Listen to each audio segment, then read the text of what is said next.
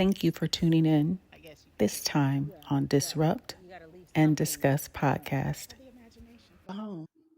And I think a lot of people do it across the board. So I don't want to say it's always just the young folks that share too much because I've seen some old folks that it's like, Yes. oh, you could have gone all day without saying that. But I think Welcome to Disrupt and Discuss with your hosts, E and Casey. A Blue Shade Ventures production brought to you by It's Just ETV and My Herba by the Fitness Collective. Now, without any further ado, disrupt and discuss. Hey, everyone. hey, Welcome back to Disrupt and Discuss. You can call us Disrupt and Discuss, or you can call us D&D, whichever one, either one works. I am E. and I am KC. Yes, you guys, we have one for the books. We are almost at the end of our series with regards to entrepreneurship and content creation or influencer. We're going to talk about in this segment of the series the ugly side of success: fame, followers, and faking it. The 3 F's. So, this one is a raw look at how creators and entrepreneurs often curate success and the emotional cost behind the facade and the pressure to perform even when you are struggling. So, we're going to get into it: the illusion of influence. One of the key things is, why do people fake it? And I'm going to give like a little example here. Like, Okay. say, for instance, you're a YouTuber, right? And you have like under 5,000, under 1,000 subscribers. And said person, this YouTuber, decides they want to buy followers to land a brand deal with a supplement company. And some people, if you're Hey, listening, you low key talking. Wait a minute. I'm starting to you're take it not a a little YouTuber. personal about that. You're not a YouTuber like that. You're a Okay. Okay. so no, Okay. not you.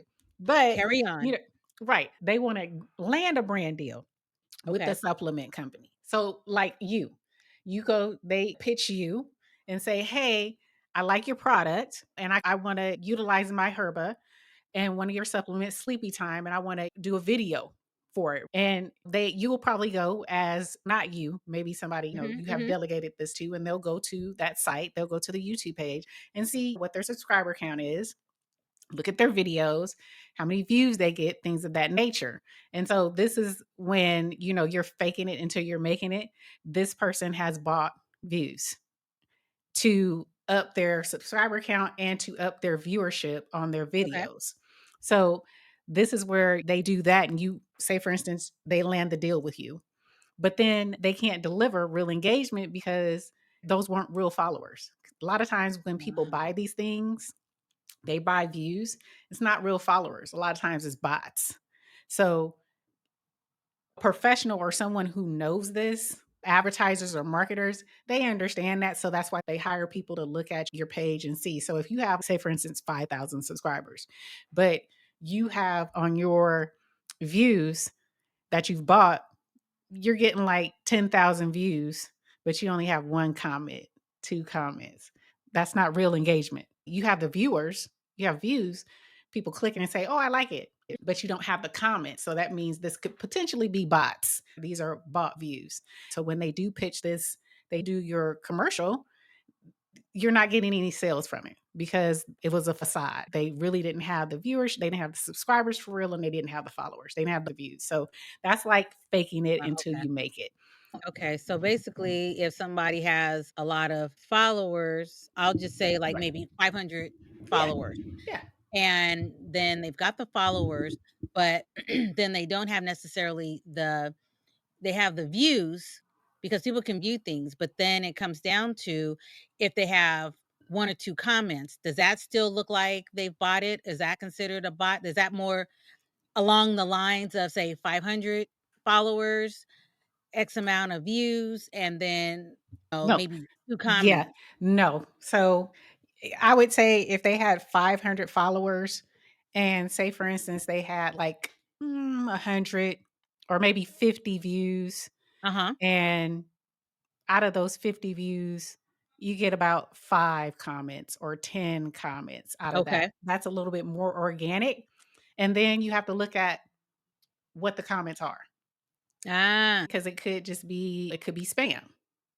It could be this putting is like true. a that bot could be putting like another website in there. So you really have to look at it and see, is it Oh, actual okay, okay. engagement? Yeah, Because there's been times I've looked at a video or a reel or something, and I'll look at the comments because sometimes I've seen some outlandish stuff, and I'm like, "I gotta go to the comments because that's the first thing I wanna go to, right. is the comments." And you're in there, and you'll see a heart, you'll see a thumbs up, or somebody will say something legit, but then you'll have somebody that's trying to have, like, say, a real estate company. "Hey, contact me," and I'm like, one has Yep. absolutely nothing to Yep. do with the other. Crazy. Yep, exactly, and that's what you have to look at, and it's not that may not necessarily be them, but a lot of times it is, so when you have it's like a bot leaving comments for it, and that may have been bought by that individual, so that's what you have to look at, as opposed to if you go through a few of their videos, and actual engagement and talking between either the subscriber and the channel owner, Mhm. or even conversations between the subscribers themselves within the comments. Think that's an actual community, and it's actual engagement, and this is real growth. It's organic growth. These I people see. have been Okay, with them. okay. Yeah, yeah. So that's what you look at. So that's the kind of like the faking it until you make it, the illusion of, oh, so to Yeah, speak. because when I first started out in this whole world here, there used to be a show, and maybe again, I'm dating myself, on MTV called Faking It or Fake It or something. And Yes. it actually started because I love watching BBC. So I watch a lot Mhm. of English TV. And it was a show that actually called Faking It. And it was over in England somewhere. And a lot of these people, they would take up these occupations or what have you. They were trained. And at the end of the show, they had to see if they were believable. So Right. for me, when you're saying faking it, it's literally, yeah, you're in this industry, you're in this realm, you're doing what you're doing, and you're learning it and you're faking it, almost like where the imposter syndrome comes into play. And Yeah. on a flip side of that, until you've made it, and then Right. hopefully you have gained all the knowledge while you were faking it, and then you've made it. I know I took a scenic route, but No. that's what I'm thinking about. That's another side too. So I'll give you an example of that, what you're talking about. There's someone, I can't remember her name, but she's on YouTube and now she's big, but she actually admitted to faking it until she made it. She's a beauty fashion vlogger. Okay. And a lot of times she would get all dressed up, dolled up. She would do her hair or put a wig on, do her makeup, outfit of the day. What do they call it? Oh, Mhm. and so they would do that or get ready with me. So Uh-huh. she would do all of that, and she would tell you a lot of times she was getting ready to go nowhere. After she finished creating the video, she would take off the makeup, take off the stuff, go downstairs, watch a movie with her family. Or sometimes she would go to locations and take pictures or videos. Didn't go anywhere, making it seem like she's finna go to this big event. Didn't go, right? Or or she would buy things and then return them because they were too expensive, but she may have gotten a YSL bag or a Gucci bag or a Prada bag or some Okay. shoes, and then she would pose in it and return it. So that was faking it until she made it. She actually did make it because she had a personality to match with what she was doing, and Mhm.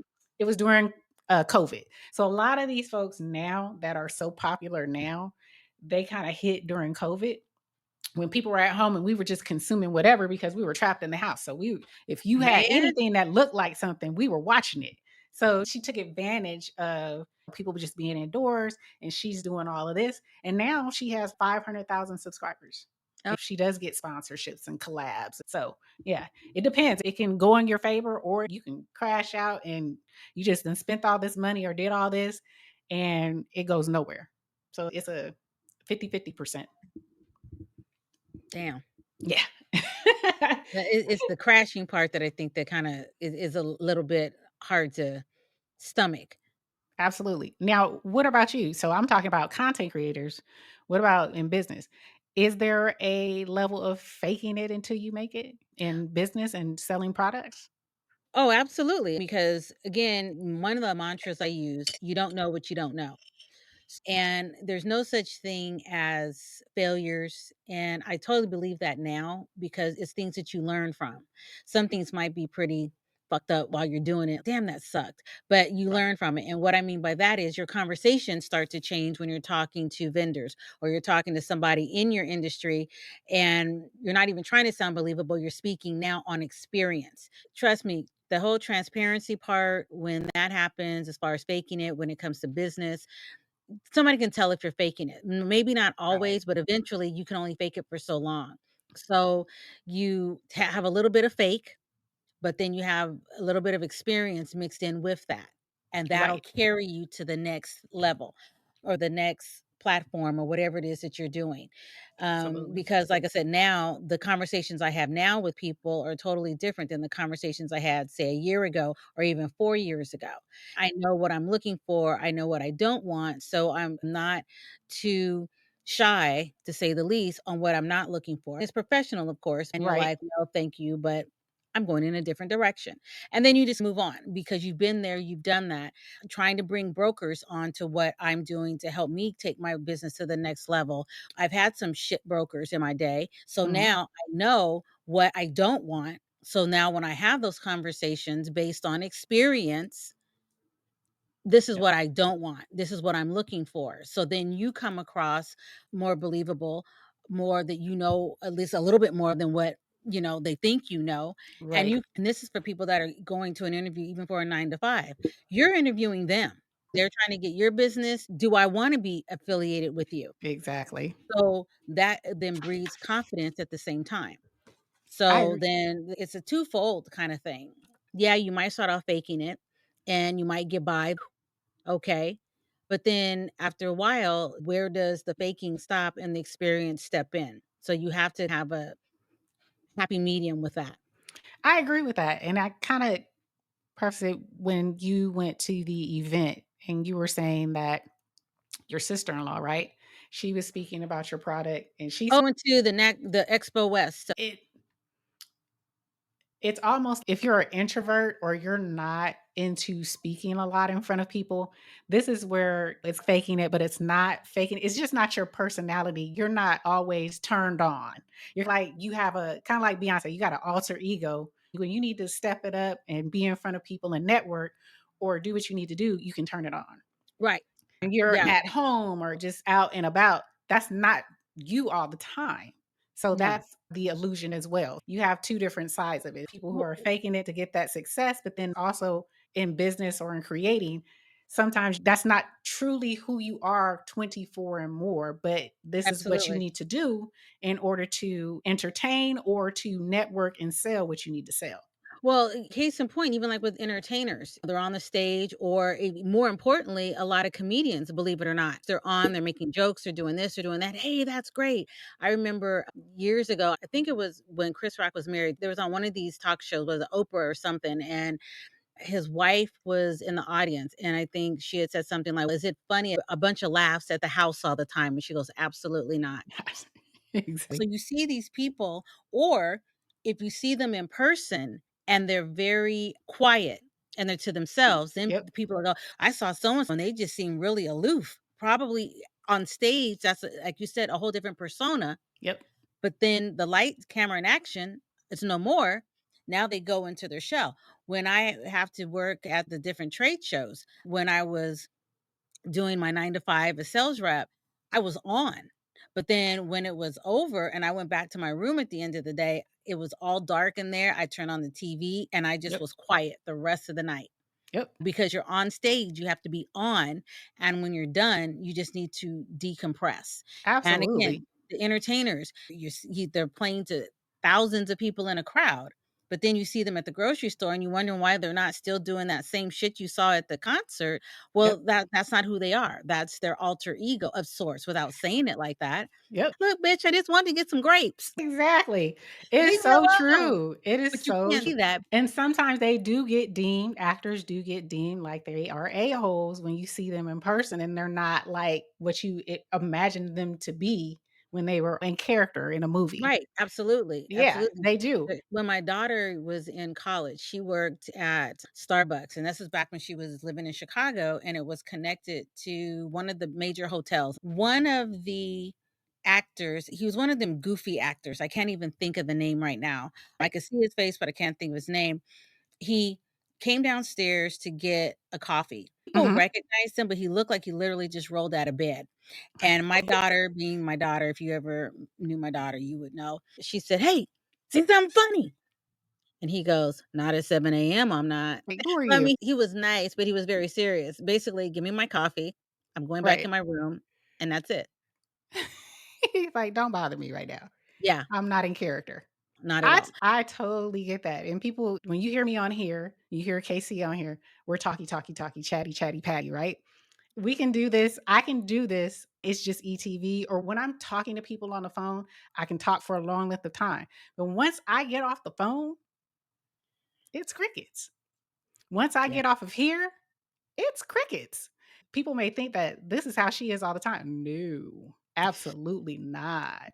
When I We don't get even off, go I to each other's house. How we about don't that? exactly, and we live in the same town, right? Same city. We meet at a coffee shop, exactly, and that's what people don't understand. When I it may seem like I can talk your ear off, and when I'm on, I'm on. So if I'm on the phone with you or we're doing this, I'm on. I will talk you. Yes, I will talk your ear off. But once it's over, I shut up. I am done. I am drained. The energy Oh, is yeah. gone. Yeah. And then on top of that, you have outside obligations on top of that. Exactly. So Exactly. when you're at work. And Yep. then when you're home, that's a whole nother ball of wax altogether. Exactly. If you came into our house, you'd be like,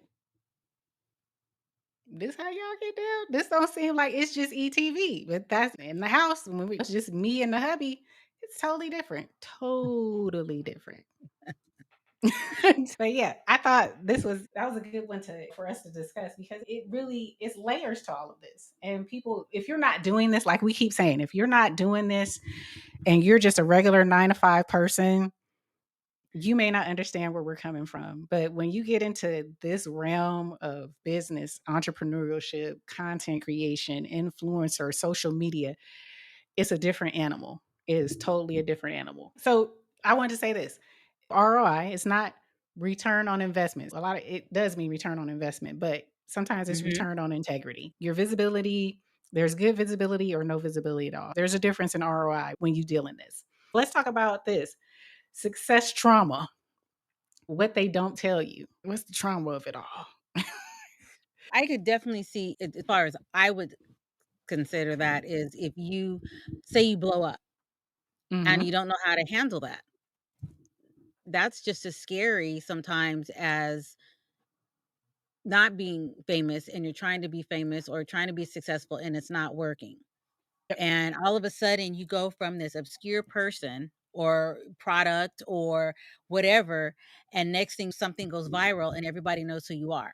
If you're Right. not one of those people that likes to have the attention put on you, even though that's what you're striving for, and what's that old saying? Be careful what you wish for Yes. because you just might Just get, then that in itself is trauma. And then, of course, what goes and take, and so you embrace the success and you embrace the notoriety. Now you've got the people that you were rocking with, were they really your friends? Family all of a sudden, now they need help with a bill being paid, or they think, "Oh, you changed." So there's all these different things, moving parts that go with it. And this might never happen to somebody. They become successful and that's great. But then my hope is to be successful and be quiet so people don't know. right. Casey always wants to be quiet. She I loves tell to pay you, back. I wish if I could ever do that when I move, I would love to have my neighbors a mile away from me. Absolutely. That would be the That dream. I get along with my neighbors, and we say hi, and we drive into our garages and call it a day, but, again, I'm one that doesn't like to be around a lot of people unless I have to. I'm not a recluse, but if all of a sudden the light is shining on me and my family, like how the reality stars are, that's traumatic. Absolutely. I don't Absolutely. know about you, but it is for me.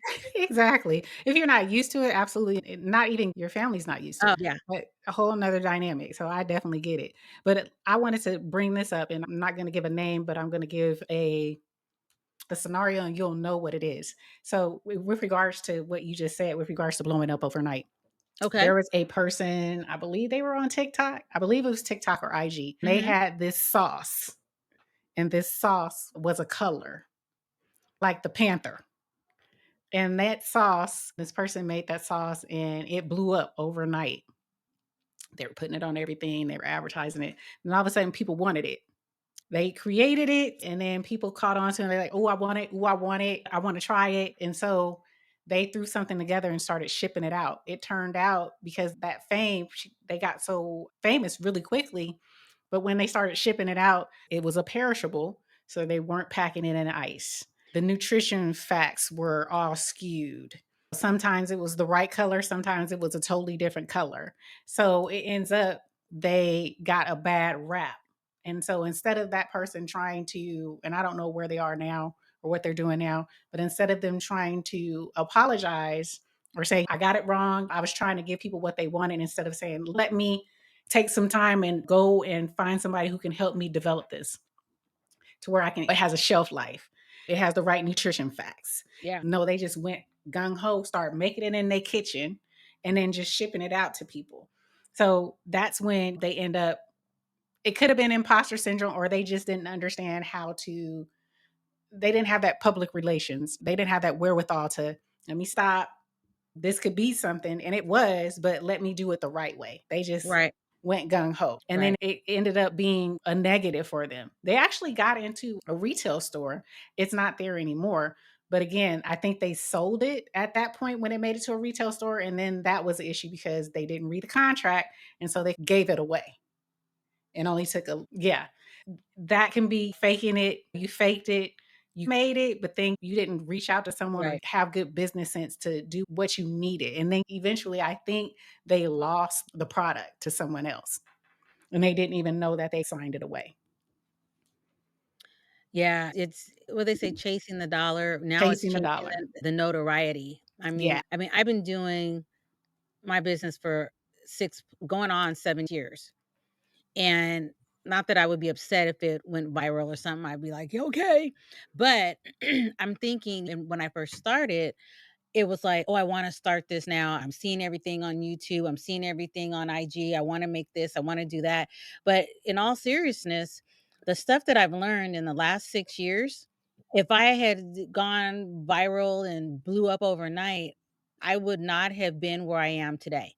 It has been a progression that I've heard. What do people say? It takes, what, 20 years to be an overnight success? People Yeah. like, "Oh my god, where did you come from?" I've been doing this for 20 years. Hey, if you listen to Tabitha's story or anybody that's up there, they've been doing this for a while. They didn't just wake up and decide to do it. To us, that it happened overnight, but their backstory is a lot different. Absolutely. It was completely different. Stuff that comes easy, to me, sometimes that's scary Right. because, like you said, there is that fine print that you don't look at or you don't see, and hopefully you'll know enough to have an attorney at some point. I always say I put people in place that know more than me. Granted, yes, it's my business and everything, but I still need to put people in place that know more than me.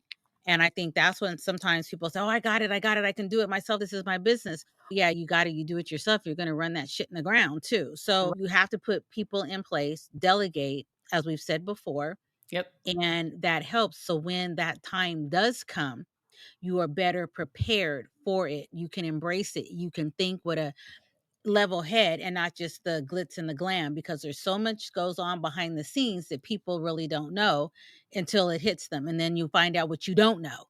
And that Exactly. ain't the time to find out what you don't. Exactly.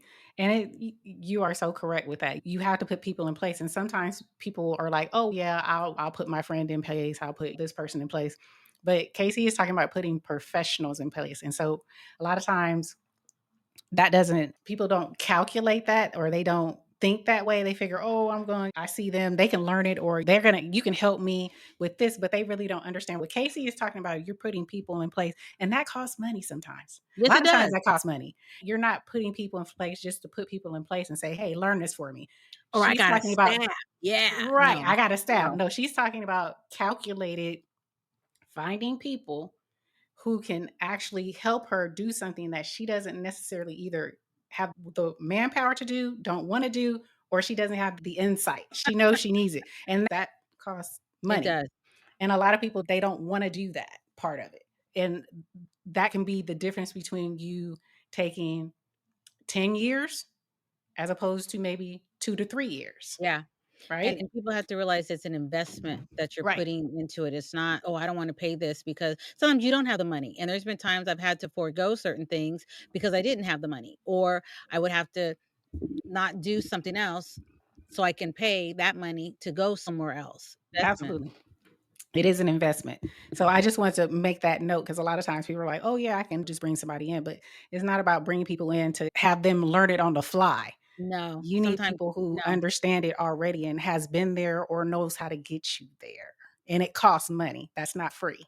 no, no, and the thing is too, and you see some entertainers that have the whole bleeding heart. I'm trying to approach it gingerly is what I'm trying to Right. do. Some people that are entertainers and the ones that I know of in the past, they try to help their family, they're trying to help their friends, provide jobs for folks and everything. But then all of a sudden, it becomes bigger than you. And again, just like you said, you're putting people in place because of their legacy to you, but they don't know shit. They don't know a So damn thing. now you've got these barnacles that you're paying for, and you still either have to go and get a professional to fix something that's fucked up Yep. or fix something that was never done at all. So yeah, you have to be mindful about that. It's like nothing personal. It is strictly business. And I don't want to have a friend of mine in a business with me and they don't know what the fuck they're doing. We can sit and chit chat and have wine and Right. cheese and talk all the time, and that's great. But I'm at the end of the day, this is a business. I'm trying to take it to the next level. And if that's not what you can do, then I'm not going to bring you on. And if it's not something that you're capable of doing, sometimes you're gonna have to be like, no disrespect, but I need to find someone that can do this for me right now. Yeah. But I feel that was a good segment for us to talk about. I also have another one and it's like social media based. Like some people their head is I want to get to 100,000 subscribers. That's their end goal. It is a good goal because on YouTube some people might not know it, but if you get to 100,000 sub count, you get a plaque. You get that YouTube plaque. So That's when they get the plaque. Your first 100,000 subscribers. To get to that, you are pushing content daily. You're trying to have daily content to be up and running all the time. In that, you have burnt out. You got that goal. Okay. Now you're burnt out. Oh, I finally got here. So it really doesn't mean anything because now what's your next goal? Was it yeah. monetization? Did you get monetized? No. Okay. So now you're looking at, oh, I got 100K followers. That doesn't mean you're monetized. That just means you got 100K followers. It doesn't mean that you have Google ads. It doesn't mean any of that. So what's your next plan? That could be stressful. That can be traumatizing because now if you've only thought to that, now you got to, okay, what's my next plan? And some people haven't thought that far in advance. It's just, I want that. So that can be traumatizing to you. That can Mhm. be like, okay, I got it. Okay, what's next?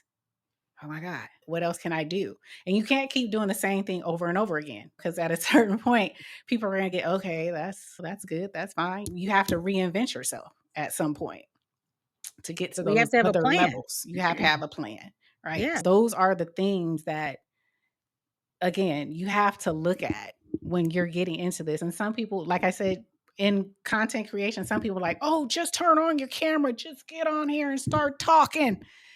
That's great. But you also need to know why you're doing it. You got to know your why. You got that knowing your why transfers to fitness, life, finance, business, everything. Yeah. Know why are you doing this? Is there an end goal? What's the layers to this? And I know Yogi Cecily, she probably because she was talking about all we do is talk about scale when we're going Right. to die. You know, some point we're going to die. I was like, "My God, Right? Unfortunately, we live in a society where that's how you got to what's think next? because What's what's next? Let's get next? bigger. Let's make better." Yep. If you don't, then yeah, your business is going to die. You And do have how to do you look at want that. to die? How do you Yeah. want to die? Right? Shout out to Yogi Cecily. I love that. I love that And whole we really hope interaction. she comes back soon. Really hope she We do. comes back. Absolutely. We're speaking it.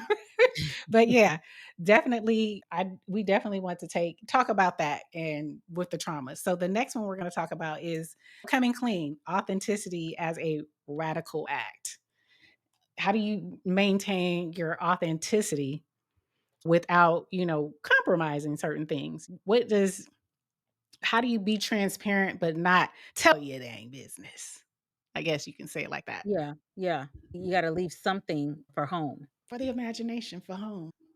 And I mean, I think a lot of people do it across the board. So I don't want to say it's always just the young folks that share too much because I've seen some old folks that it's like, Yes. oh, you could have gone all day without saying that.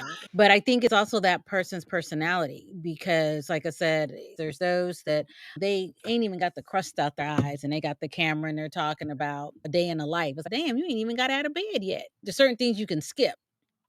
You don't need to see. Everything. No. Yeah. So it's one thing being upfront and then there's transparency. And I'm like, yeah, I got to leave something for Right. myself. You don't need to see that much about me. And again, Absolutely. I don't think, I mean, not putting myself down, but I don't think it's what I do is all that interesting. I don't care if you're getting your dry cleaning, but then there's some people that I'll sit there and I'll watch them get their dry cleaning. I'll go watch them get their avocado salad and Right. toast and everything. And I'm just like, damn, I'm one of those watchers, is what you are. It really is. It really is. It's digital voyeurism. Yeah. Absolutely. Absolutely. But what does transparency look like with regards to I'm going to give another example and this is just one talking about a subscriber or a YouTuber or someone who shared a video about a business, a financial coach. They Okay. went viral for sharing their failed product launch. And this is probably something you could relate to with regards to having products. But Mhm. they shared the receipts, the DMs of the screenshots of their DMs, and 5-step breakdown of what went wrong. And that person's vulnerability earned him loyalty of followers. But when you share that much of yourself, sometimes, and you get followers that way, if you try to pivot, or if you try to keep some things for yourself after you've gained this notoriety from being so vulnerable, for being so transparent, you lose followers because now they like, oh, now you're not telling us everything. You're not It used to showing you got us now on the hook. We tuning in all the time and now you're not. So that can be that's when sharing too much, if you're not comfortable with doing that, when you do that initially, you're trying to be honest. This is what went on with me. This is what happened. But some people don't want to be like that all the time. But a lot of people, they only tune in if you're like that all the time. Kind of like with beefing. Once you get that hat of you're a beefer, you like to cause drama. You like to stir things up. You like to cuss people out. You get on your platform only to be negative, only to call somebody out at uh-huh. somebody, that you have a disagreement with. Well, then when you want to change, when you've had an epiphany or you decide that, What was that, Paul and Saul or Saul and Paul? Yeah, exactly, you've gone on Damascus Road and you've had an yep. encounter and you've changed. Well, Mhm. everybody who followed you, they like that. They don't want to hear about the good person or the person that Right. you're trying to become, Yep. the journey that you're on now. They only want to rock with you because you beef. So then you lose your people. You start losing a lot of folks because you have made a transition and you're not that person anymore. So that's when, that authenticity or that transparency, you are so real to where you can't be nothing else no more. You can't take it back. You can't go a different direction because they tune in for that. That's what Oh, they want. And if you don't give it to yep. them, they're gone. And they actually get insulted. They get their Yes. hurt Yeah. because they have invested in you. Yes. So now it's almost not that not this isn't the right word, saying that they own you, but they Right. feel like they have a piece of you because they know so much about you. Like you have this relationship, Absolutely. and how dare you are leaving me? Exactly. They feel they know you or you're relatable to where they are in their headspace. And that's a lot of times you're gravitating or that energy, you guys share the same energy. So that's why they don't want to hear you talk positive. They want you to share all your receipts and they don't want to take your word for it. I don't believe you. Show the receipts. You used to show the receipts. So yeah, it can get Sounds like you're murky. speaking from experience. That Yeah. was a little harsh there, Yeah, but I've okay. I've seen a lot on YouTube. So I've seen a lot in social media where it can get people are fickle. If you don't, Yeah, no, it's that's almost for like sure. dance, Geppetto, dance, dance. And I wonder So, how many people know who Geppetto is. right. Do you have anything else to add on that? Well, I mean, I'm just thinking if you're gonna start, you're gonna have to finish what you start. Yeah. And it came down to like when, even in dating or even marriage, for example, if you start off doing something and you are in the relationship, I'm even gonna say marriage for a certain amount of time, and you're like, fuck it, stop. The same thing. You started it. So are you gonna keep it going? Or Yep. now you're gonna pivot? That same thing. Like I used to cook all the time. At the time, Aaron, when he was my boyfriend, he would wake up and he was smelling food cooking. Right. Now he just wakes up Yeah. and there you go. And some men are probably like, I would have been gone. He's still Yeah, there. well, he knew what he had. You know what he married. Okay. It's seasons to this sometimes, y'all. Seasons. If Yeah. you don't know, you'll know. But Oh, yeah, yeah. I love this. I That's pretty much the conclusion of this episode with regards to dealing with the what do we call it? The fakeness of it all, the Fakes. Yeah. following. Yeah. Yeah. The three F's. So hopefully you enjoyed it. We tried to put this together and give actual examples and scenarios because we're in the thick of it currently. So hopefully someone gravitated towards it. If you did, and if you have a story or if you have a comment or a question, leave it in the comments. Let us know. We always say, we're going to say hashtag us disrupt and discuss. Don't put the and, put the in and disrupt and discuss, else you'll get a totally different channel. So just want to say that. Hashtag us, let us know if you have a story, if you're an entrepreneur or a content creator, get anything from this. Did you take anything away from this? What was it? Let us know in the comments. We'd love to hear from you. But just talking about the ugliness of success. Sometimes it can be ugly. It's not always beautiful. Sometimes it can be ugly. And these were some of the scenarios. So this is Mhm. almost the last. We have one more in this series to discuss. And then we're going to put a nice little bow on this and then we'll move on to something else. But let us know what you thought about it, this series about entrepreneurship and content creation. We'd love to hear from you guys. Casey, do you have anything to add before we head on up out of here? Well, with anything, real success comes with real scars.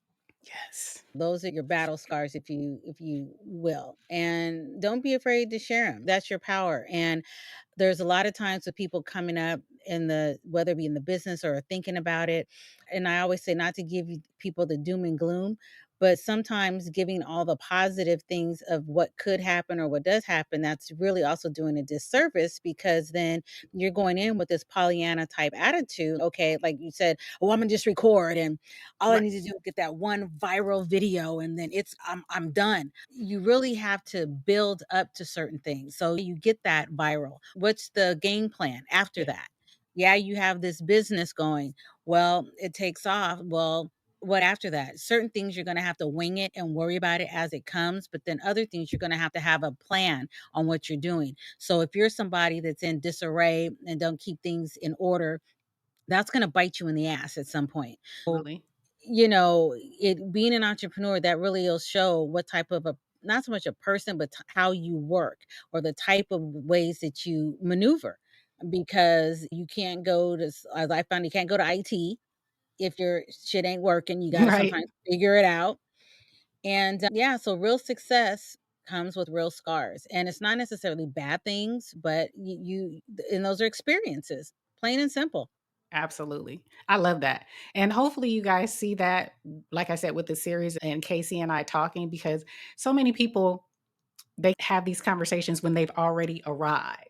They're already successful, they have their Right. business, and they're probably trying to sell you a class. We are still in the thick of it, and we're giving Yeah. you insight. We have not arrived yet, right? But we're trying to Getting there. we're getting there, but we've gone through some stuff. Hopefully you see the authenticness of these conversations that we're trying to have with you, because we're not trying to sell you a class or a course. We're just really talking about real life situations and how we're maneuvering, and we have not necessarily made it yet. Ain't no 7 figures in my bank account yet. I have. There ain't in mine. You're right. Hopefully you enjoyed it. Let us know. We would really love to hear from you guys. So until the next one, the next time, you guys, until we meet again. Bye.